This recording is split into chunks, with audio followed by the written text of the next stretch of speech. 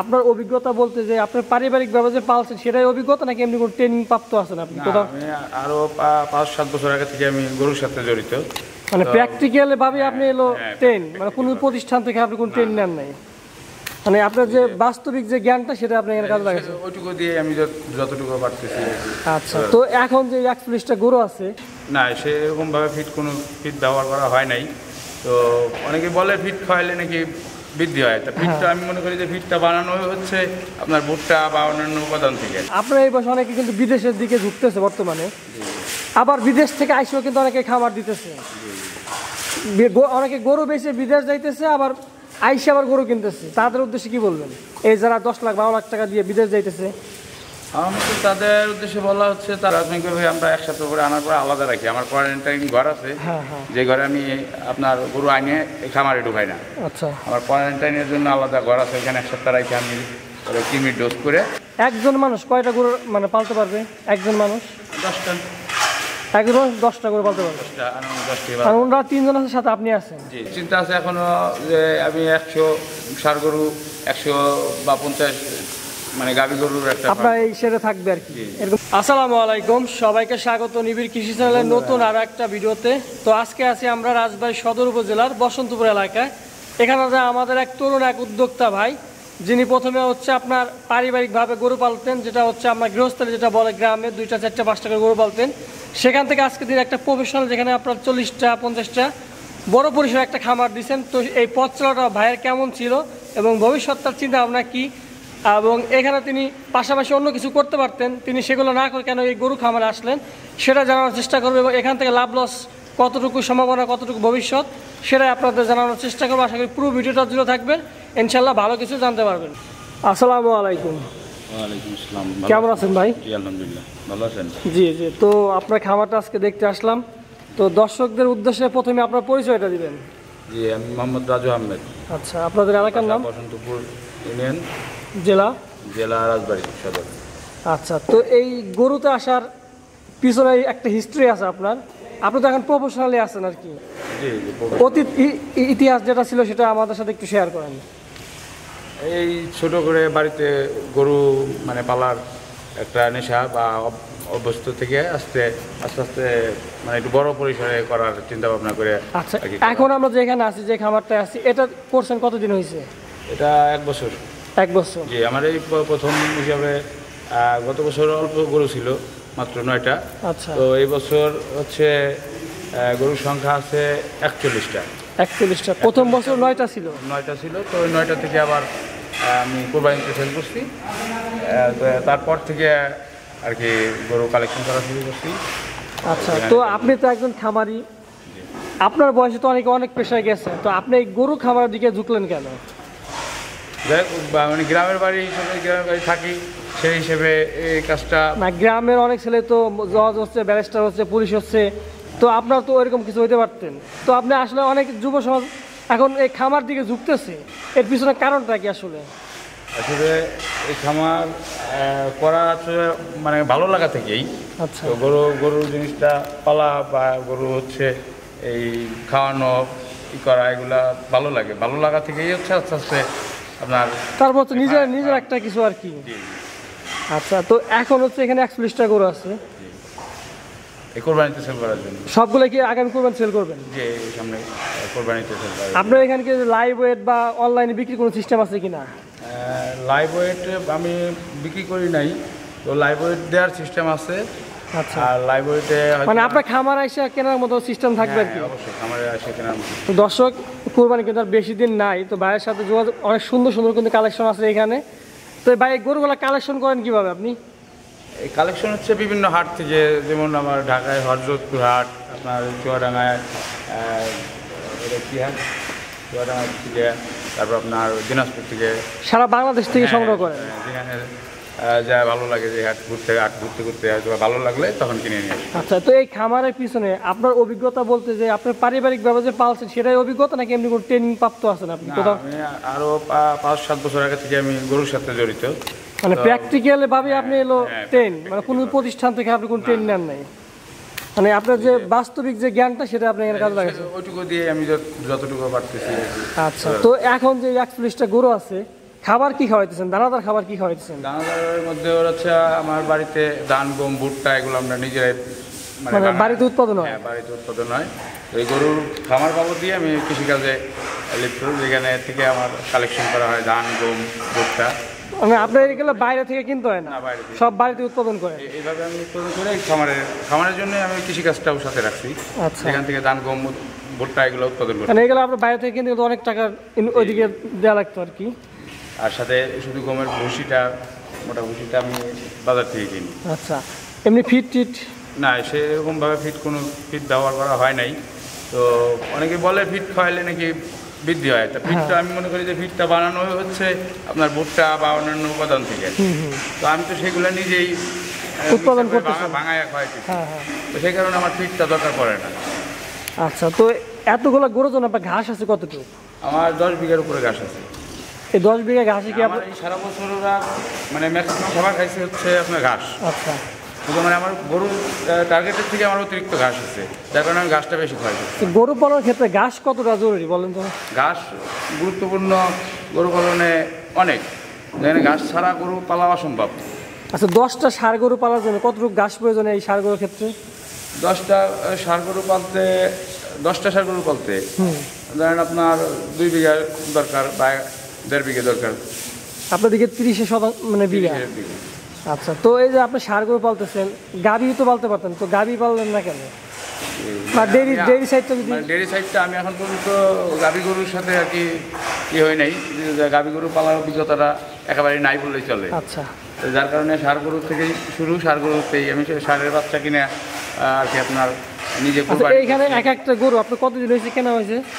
এটা 1 বছর আছে, 1 বছরের কম আছে, 6 মাস আছে, 4 মাস আছে। এখানে সর্বোচ্চ কত টাকার গরু আছে আপনার এক একটা? এক একটা কত টাকা এখন মানে সর্বোচ্চ একটা কত, মানে কত দামের গরু আছে এখানে?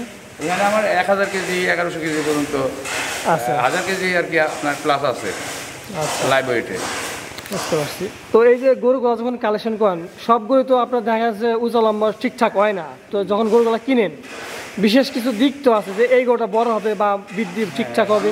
আমি বিশেষ করে শাহিওয়াল জাতের আপনার ভালো পার্সেন্টেজ দেখে বা বুঝে কেনার চেষ্টা করি।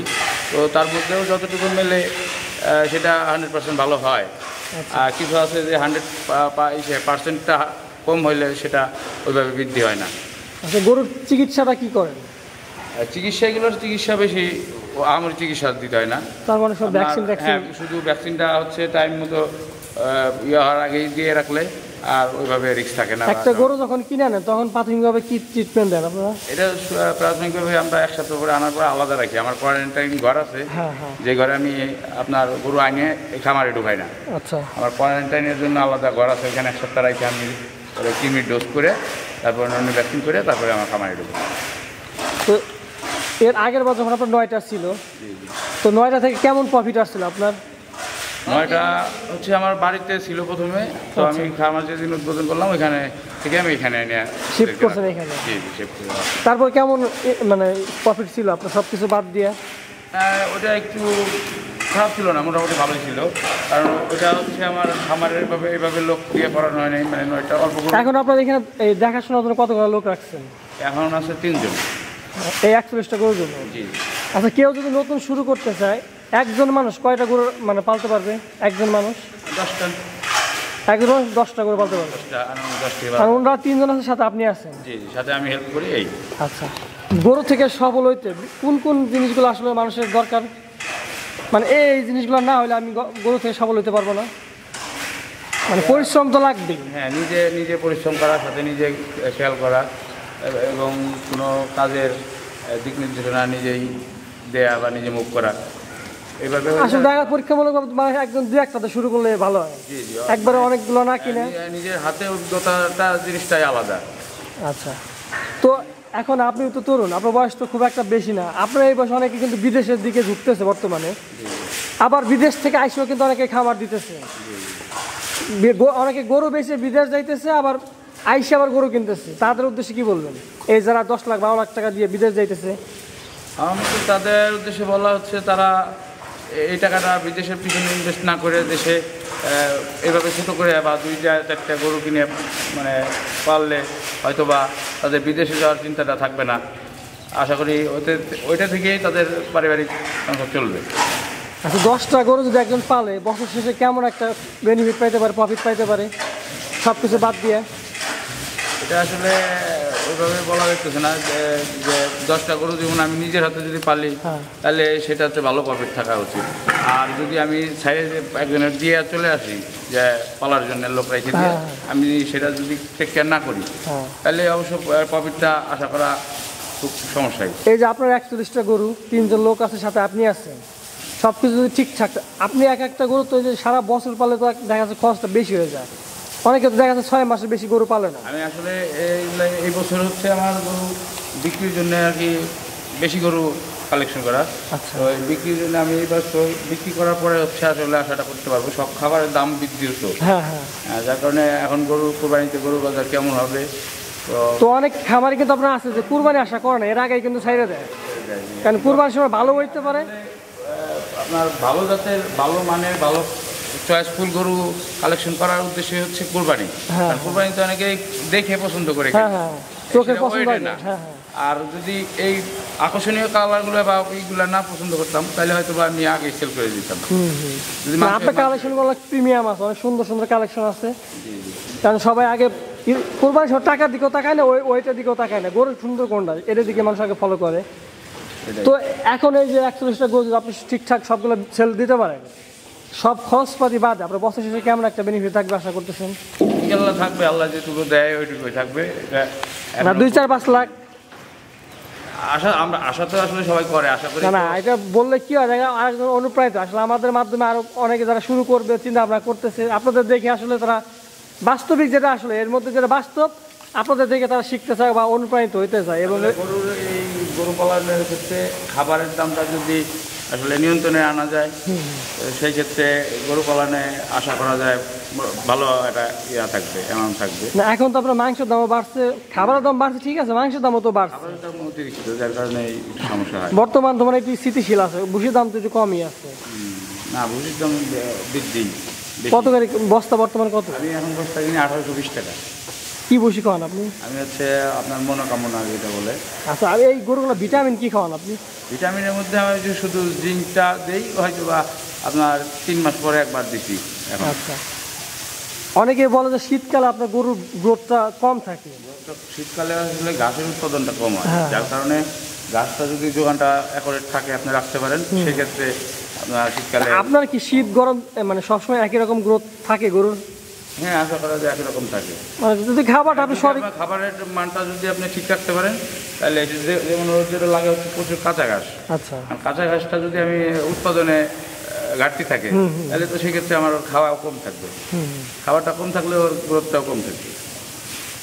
তাহলে ঠিক আছে দর্শক, হচ্ছে আপনার ভাইয়ের হচ্ছে এখানে 41টা গরু আছে, আগামী কুরবানি উপলক্ষে তৈরি করতেছেন। যদি কারো, আমি আপনার ফুটেজের মাধ্যমে দেখতে পাচ্ছেন, যদি কারো পছন্দ হয় অগ্রিম ভাবে কি আপনার কাছে বুকিং দেওয়া যাবে? অগ্রিম জি, এই রোজার ঈদের পর থেকে বুকিং যাবে। আচ্ছা, ভাইয়ের নাম্বার স্ক্রিনে দেওয়া থাকবে, আপনার যদি কারো পছন্দ হয়, অনেক সুন্দর কিন্তু একদম গ্রামীণ পরিবেশে, ভাইয়ের কিন্তু একদম ন্যাচারাল পরিবেশে যেটা বলে গরুগুলা মানে বড় করতেছেন। আপনি তো এমনি কৃত্রিমভাবে কোনো কিছু করেন না, অনেকে দেখা যাচ্ছে আপনি ইনজেকশন দিয়ে গরুর মাংস বৃদ্ধি। আসলে কৃত্রিমভাবে হয়তো আমি শুনি অনেকেই করে, সেক্ষেত্রে তারা কিন্তু গরু বেশি দিন রাখতে পারে না, তারা ওই 2-4 মাস এগুলো করে ঈদের আগে সেল দিয়ে দিয়ে। আর আমারটা কিন্তু আমি অনায়াসে রাখতে পারতেছি, ঈদের জন্য আমি করে রাখছি। আচ্ছা, কালেকশন করতেছি, আর ঈদের কোরবানির জন্যই এগুলো সেল হবে আশা করছি। তো ঠিক আছে ভাই, আপনার খামারের জন্য শুভকামনা। এবং আরেকটা কথা ভাই, আপনার ভবিষ্যৎ চিন্তা আপনার কি আছে এই খামার নিয়ে? খামার বড় করার চিন্তা আছে, এরপরে আমি আচ্ছা 10 বছর পর আপনার এই খামারটা আপনি কোন জায়গায় দেখতে চাইতেছেন? আসলে 10 বছর পরে এটা আল্লাহ না, মানুষের কিন্তু আপনার চিন্তা মাথায় আশা তো থাকেই, যদি আপনার প্ল্যানটা ঠিকঠাক আগায় তো আপনি কোন জায়গায় থাকতে চাইতেছেন? আসলে আমি চিন্তা আছে এখনো যে আমি 100 ষাঁড় গরু, 100 বা 50 মানে গাভী গরুর একটা আপনার এই শেডে থাকবে আর কি, এরকম 2-3টা শেড আরো হবে আর কি। ঠিক আছে ভাই, আপনার জন্য অনেক শুভকামনা থাকলো।